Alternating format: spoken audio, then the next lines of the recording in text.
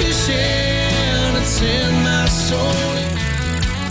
Welcome to the Salt Strong Podcast, disrupting fishing entertainment as you know it. Prepare to laugh. Prepare to get to know fishing legends in a whole new and unfiltered way. And on occasion, you might even learn a thing or two about fishing. Here's your host, Joe Simons. Like diamonds.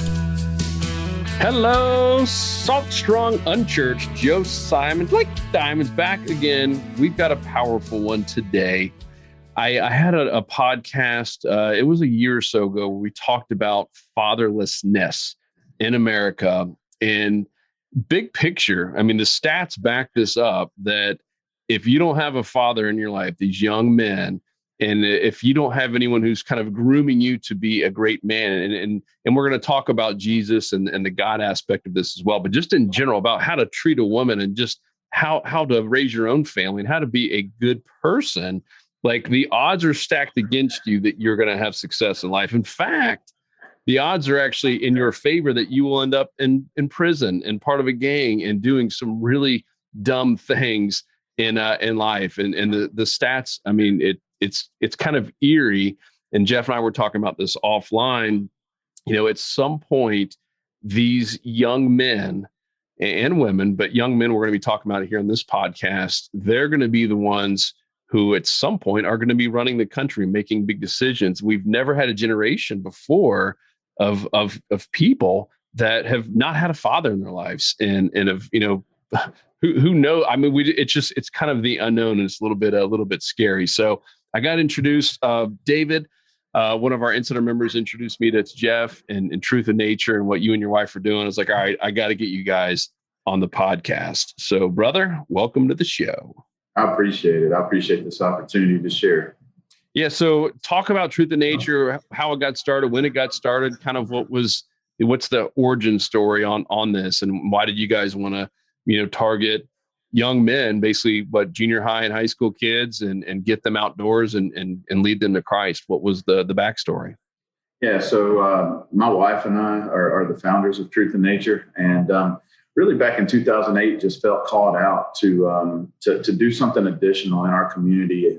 You know, we was going to church, we were doing, you know, involved in small group studies, couples groups, and that kind of thing. But really just felt, you know, it was really the Holy Spirit just impressing on our heart to do more in our community. And so my wife's father passed away when she was 12 years old. As I was a young man getting ready to move out of the house, I experienced a divorce with my parents. It kind of, you know, was one of those ugly kind of things. And so both kind of had those experiences that a lot of young men in this situation have. And so really just through a lot of prayer, through a lot of, like I said, personal experience. We both love the outdoors. My wife grew up in Pennsylvania running trap lines with her dad, and I grew up hunting and fishing with my granddad and family and stuff. And so we really just really felt caught out to use our interest in the outdoors to start a ministry to reach these boys that would not have the opportunity to A, experience the outdoors, and B, most importantly, have a man to lead them to Christ. And so we started with 4 boys and 2 other mentors that were my brothers. I forced them to come along up with me, and didn't have to twist their arm too bad. But we got started and began the ministry in 2009, and it just started to grow at that point. And you'd share with me offline, I think it's actually a cool part of the story. You guys got a little momentum, you're making an impact in these boys' lives, and you were, you know, kind of praying, all right, God, is this it? Like, is this what I'm supposed to be doing? And then 2009, 2010, you got laid off, and that was kind of like, all right, here it is. I got to go all in. That's right. So yeah, it started getting momentum. We started having a lot of boys sign up from the local community. We started in Dallas, Georgia. So right outside of Atlanta, northwest Atlanta. But yeah, it started getting momentum. A lot of people were contacting us, hey, how do I get my son plugged in? We were burning the candle at both ends. We were working 2 jobs and then coming home and trying to share the responsibility of how we're going to raise money, how we're going to get more mentors, how, you know, all these boys are starting to register. And just really praying through, you know, what that looked like. And we actually thought my wife should just step back from her job and take a part-time role and just start handling all the back end stuff that would take a load off our plate. But our plans, what we think's best and what God knows best, are not always the same. And he showed us at the end of 2010. I got laid off from my 16-year IT job, and kind of at first was shell shocked, like what? And then realized, through some prayer and through some mentoring for myself, that this was his answer to prayer. This was his kind of kick in the pants. Let's roll. It's time to go. And so haven't looked back since. Haven't went back to working on computers or leading technology projects since 2010. God's really blessed it. And now you've got how many chapters? We've got 15 chapters across 7 states. We're mostly in the Southeast, Louisiana, Alabama, Georgia, North and South Carolina. But we do have 2, one in Brookville, Pennsylvania, and one in Newberry, Michigan as well. So they do a lot of cool fishing on the Great Lakes up there. So yeah. Mm-hmm. So let's talk about kind of the big elephant in the room. Like why homelessness? Like homeless. Why fatherlessness?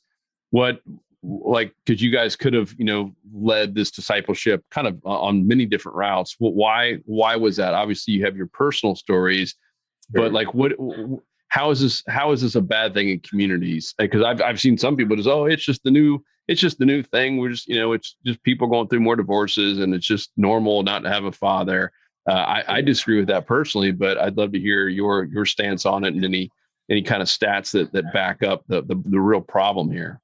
Yeah. So, as you said, our personal story and our personal background spurred a lot of that on as well. But then, as we were we had a board member and he was an umpire, at a local Little League park. And he said, this is really a problem. He said, I would say 90% of the boys that come to the local ballpark are being brought by their mom. There's no dad present, outside of the coaches that are on the team. Usually there's no dad present. So locally, that was kind of that's an eye opener. And then you get out there and you dig into some of the stats, that get reported. And there's close to 24 million kids in the country being brought up in a single parent home, being raised by a single mom, a grandmother, an aunt or something like that. 24 million. And that's boys and girls combined. But a lot of those are boys that just do not have that foundation, that man to walk alongside of them. And then when you start looking at some of the problems this nation's facing. I mean, a couple of years ago, there was a bunch of mass shootings in schools, and I read an article that 12 of the 13 prior mass shooters that went into the school were boys that did not have a father. And so that was eye-opening to me as well. And then, you go out and you look at some of the U.S. Department of Justice stats that say, 63% of youth suicides are kids without a dad. 90% of homeless and runaways are kids without a dad. 71% of high school dropouts are kids without a dad. And 70% of juveniles that are in, state-operated institutes are kids without a dad. I mean, wow. It's becoming an epidemic, It was interesting. Last year, we saw a lot of growth at Salt Strong, because honestly, COVID kind of, enable now a lot of people to be at home and be with their families. But more importantly, more in line with our company is they were out fishing. Fishing exploded. So we're hiring all these new people. And it was really wild, Jeff. We had it was one of the customer service roles. And it was all teachers, like crazy. Normally we put a job application, we get 10, and we got like 40, and it was almost all teachers. And so we're interviewing these teachers here in Polk County, and most of them were just burnt out. And obviously their role has changed a little bit on what they can and can't do. But there is a trend that deals with what you're talking about here is we're interviewing what's failing in the school system, And part of it is they're not allowed to reprimand like they used to, but they're like, every one of these kids who are disturbing the entire classroom, beating up people, the ones who are bringing in knives and just honestly just trouble, almost all of them do not have a father in their life. Like that was a trend we kept hearing over and over again. They're like, this is a massive, massive issue in the public school system. And like because every teacher knows that problem child or two they have. They get to see the background and try to talk to the parents. Like in every case, there was no dad involved. And it was a mom. It wasn't her fault. I mean, she's just struggling to keep the family alive, working multiple jobs. So a lot of these kids, I mean, they're, and I watched one of their videos on your homepage. I mean, there's a young man on there, I don't know, 12, 13 years old. And he was basically the man of the house, babysitting his 10-year-old child, because there's no dad and the mom's just really just trying to put food on the table. And it's so sad. And this is not just here locally in Central Florida. This is all around the country. And it's a massive. So you said 20 something million kids are in this. Million, right at 24 million are raised in a single parent home across the country, and it is, man. It is sad. I mean, we see a lot of boys that come into our program who are, like you said, 12, 13, 14 years old. They're the man of the house. I mean, we have some great moms and, even grandmothers and aunts that are raising, nephews and grandsons too, that are strong women. And they, like you said, they're working, a couple jobs to meet. And so when they're away, somebody's got to look at, if they've got younger siblings, somebody's got to be there. And if there's not a relative nearby, that falls on the shoulders of the 12, 13-year-old boy that's in the house, Yep. There's a sheriff here, Sheriff Grady Judd, and kind of a famous sheriff. And I saw he was getting interviewed. And he's like, "What's the biggest problem that we're facing here in Central Florida?" And he said it's gangs. And he's like, they're almost impossible to break up for one reason. He's like, they are a family unit. And what's happened, because you have all these young men, because that's the majority of these gangs are young men and boys, and they don't have a father. And so they're craving that love. They're craving that attention. They're craving that family unit of someone to have their back and to watch over them and to kind of teach them. And they join a gang, and all of a sudden it's everything that they didn't have at their house, right? It's people who do have your back. It's people who will sit down with you and give you some time. It's people who honestly kind of love you in a weird gang-like way. And he's like, we can't beat it, because it's literally they're replacing everything they should be getting in a home. And it struck me. I was like, wow, that's nuts, because I was obviously blessed to have a dad in my life. And it's just wild to think that these gangs are basically replacing, a home life for a lot of people. And that's why they're so tough to break up. Yeah, it is. We've actually got a high school coach and teacher that runs one of our chapters in Middle Georgia, out of LaGrange, Georgia.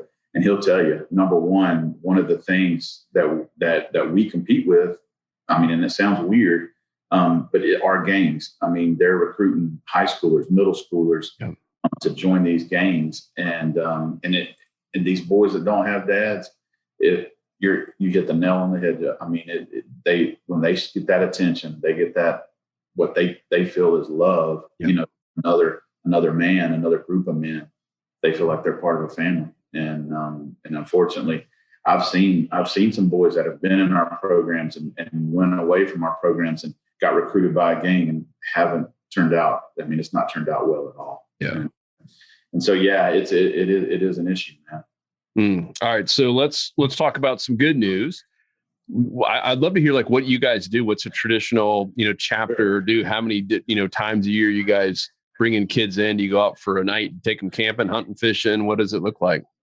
Yeah. So all of our chapters, depending on the area they're running in, we'll do a little bit different outdoor type activities, but we follow the same format. The boys will come in on a Friday night. Moms drop them off. Our programs are 100% free of charge, by the way. There's no charge at all for a mom to enroll her son into our program. But they come in on Friday night. The mentors and boys will have a big meal, together, hang out, catch up, what's been going on in their life. And then we'll have some focused devotional time where a mentor will share, kind of what God's been doing in their life, or share something God's laid on their heart, out of the Bible, and just have a time for the boys to respond.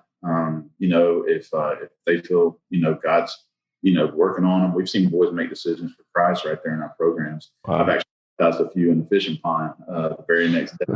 That's cool. Which is really cool. But that's kind of how Friday night works. We have a little free time after we have our devotional time and stuff, where we'll play cards or if there's a field, where we're having the program, we'll throw the football with them, stuff like that. Yep. And then the day we wake up, and that's when we do whatever outdoor activity we're doing, whether it's fishing, going out on the lake or whatever, fishing, shooting, hunting, archery, canoeing, kayaking, rafting, anything outdoors. And I tell you, man, the outdoors really gets these boys into a different element. I mean, we were talking, growing up in the outdoors, it gives you just such a backdrop where you just see God's creation wake up. You see God's creation, the sunset or the sunrise, and it just opens up so much natural conversation that you can point them to the Creator. And it's really, really a cool thing to see. And so that's kind of a program in a nutshell. Some guys will modify it a little bit and do day onlys, but we meet every month. I mean, it's group mentoring. We meet every month. We're not just a summer camp or a summer, offering. We're running 10, 11 months out of the year, and staying engaged with the boys. And in between these monthly programs, as relationships with the mentors and the boys kind of organically happen, you'll see these mentors attending ball games, cool.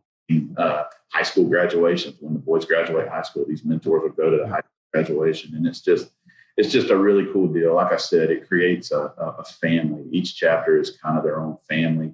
And we just, what's really cool is when you see one of the boys come back and mentor, it's a cool deal. That's awesome. So it sounds like you let's just say you have how many come in for like the initial, it's a chapter kind of adopt 4, 5, 6. I don't know the number. And it sounds like they kind of stick in that program. Yeah. So the boys join anytime from 6th to 12th grade. I mean, they can anytime. And we encourage them to stay. I mean, we've had boys come in 6th, 7th grade and stay with us all the way through high school graduation. I mean, cool. And that's a really cool deal when you see that growth and where the boys come from and where they end up. But yeah. And so a chapter usually, a brand new chapter will have lower end, 3, 4 boys, involved, get plugged in, and then as they build momentum, it'll grow. Usually our chapters run between 10 and 15 boys each. Some run up to 20 boys, it's the ones that have been established longer, it just really depends on what they're able to accommodate, if they can only accommodate 10 to 12 boys and that's what they're able to do, roll with it, And so where are these single mom, how are they finding out about you guys? Just really all different avenues. When we engage in the community, we talk to the local churches. Obviously, that's one of our first stops and say, hey, this program's coming to the community. If you got any boys in your youth group, anything like that. And then we found there's a lot of single parent support groups in communities that we can engage with and share our stuff with and that kind of thing. We do a lot of targeted ads on Facebook, when we come into a community to say, hey, this program's in, we pick up boys there. Just really, word of mouth too. Once, a mom has her son in, she may know another mom or another coworker or something like that need it. So word of mouth within the local chapter is also a big good deal too. Cool. Yeah. I'd love to hear any transformational stories from any boys you have any that come to mind. Yeah. And we see, and I tell people, I said, we see boys get their first deer, catch their first fish, see all that. And those are awesome experiences that the boys will take with them and hold on to, memories of a lifetime. But I tell people, I say, if you stop there and all you see is a bunch of men taking a bunch of boys out hunting and fishing and camping and whatever, then you're missing the whole. You got to peel back that layer and you see the life change that these boys go through. One of our original boys, he went all the way through the program, and he came in at like 7th grade, and then he graduated, moved to Texas. And was really trying to figure out what he was going to do with his life. And I remember one night I'm getting ready to go to bed, and I get this text, and he says, hey, man, I'm out here in Texas just trying to figure things out. But one thing I got to get through is I remember you guys used to talk about forgiveness within Truth and Nature. And I'm ready to forgive my dad for what he never did for me. And that's heavy, man. And because he grew up with a dad that lived 5 minutes down the road from him, but he never saw him. He never attended any no birthday presents, no Christmas presents, not even a card in the mail. I mean, just totally checked out of this boy. Yeah. And so we communicated, and I encouraged him he knew how to contact his dad. And so he did. And I don't think he really got the response he was hoping for, but as a man, he was able to move forward with his life. He knew he had done everything and forgiven his father, and he moved on with his life. And he got that off. He didn't have to define himself anymore as, that kind of thing. And so it was cool. So he got that off his chest. 2 weeks later, he sends me a text. Me and my wife are sitting in the living room on Sunday watching a NASCAR race, and he sends me a text and he says, "Hey man, I'm ready to give my life to the Lord." Wow. And so I was like, "Hang on a minute, I'm gonna call you. We're not gonna do that." So I called him. My wife went into the kitchen. I mean, this kid was like one of ours. I mean, my wife can't have kids. That's kind of part of our story too. And so he was like one of our own, because he was like one of the original 5 that came into the program. Yeah. So I called him and I'm talking to him, sharing the gospel with him. He's emotional. I'm emotional. I can hear my wife in the kitchen. She's praying and she's emotional. And this kid gives his life to Christ right there on the phone with me. And I mean, just 6-7 months right after he graduated our program. And I went on, joined the National Guard, doing good in his life. And that's the kind of stuff that defines what Truth in Nature is. I mean, you'll look at our Facebook page and you'll see a lot of cool outdoor activity and stuff going on. But when you're engaged with Truth in Nature and you see that life change and you see these boys be able to, go on and be successful in life, a very solid foundation, that's what defines Truth in Nature. It's not so much the big fish, the big bucks, although that stuff's fun. There's nothing wrong with that. But it's that life change, man. It really is. So man, it's powerful. So talk about the next level in terms of a father, because right, I mean, the irony here is I'm just guessing, putting myself in their shoes, like this young man that you talked about has had trust issues with dads and a father his whole life, and then to say, oh, there's this other father that cares for you and loves you unconditionally. Like talk through that and the barriers and how you're breaking that kind of stuff down. Yeah, these boys, they come into the program and it takes a minute to really build a trust there, because every man up until that point, they're just looking at you, oh, this guy's going to let me down, because they've seen that, they've had, like you said, trust issues. And so it takes a little while to engage them to, we kind of let that happen organically. We don't pressure them into saying, hey man, you got to share your story around the campfire, very, very first program or anything like that. We just let that happen organically. But as they see that these men are consistent in their life, they show up on these weekends, and you'll hear it in some of the boys' testimonies. They'll say, these guys show up on the weekends and take time away from their family to come spend with me. Mm-hmm. Recognize that. Yeah. And once they see that, and once they see that these men are committed to them, then man, those walls start coming down. And I had a guy tell me, he said, man, we're sitting in a deer stand one crisp fall morning, and he said, deer hunting was the last thing on our mind. This boy just started opening up, and he said, we were talking out loud. We didn't even care. He said, and the next thing you know, the boy's asking if they could pray together over some of the things he was going through and stuff. Wow. That's just, when you see those walls break down and that trust, that's how it happens, man. And then having the outdoors as the backdrop, it just makes it all the best. I mean, like I said, it gets the boys out of their comfort zone, and it gives them something to, just invest in. It is wild just what nature does in terms of conversations. Like, I think you use the word natural, like it brings out some of the most amazing discussions that you would never have, in an office or anywhere else for that matter. It really, really is wild. And some of my best conversations with my dad and, grandfather before he passed away were out either on the water or hiking, camping, just anything outdoors. It's something pretty magical. Yeah, absolutely. So what's next? Like, what are the big goals with Truth in Nature? So, our mission is to reach as many young men as we can. that are growing up in this situation. And so we have a goal of reaching 50 chapters by 2025. It's not a numbers thing, so to speak. I mean, but it is, because you got, if you're going to reach more boys, you got to grow and expand, and obviously do everything we do prayerfully and align with what God's leading us to do. But yeah, we'd love to get some new chapters plugged in. It basically, it takes a guy in a local community that says, you know what, I want to mentor and lead a team of men to mentor young men while we do the things we love in the outdoors. I mean, you're going to go hunt and fish anyway. You might as well do it and enjoy time with some boys too, that need this.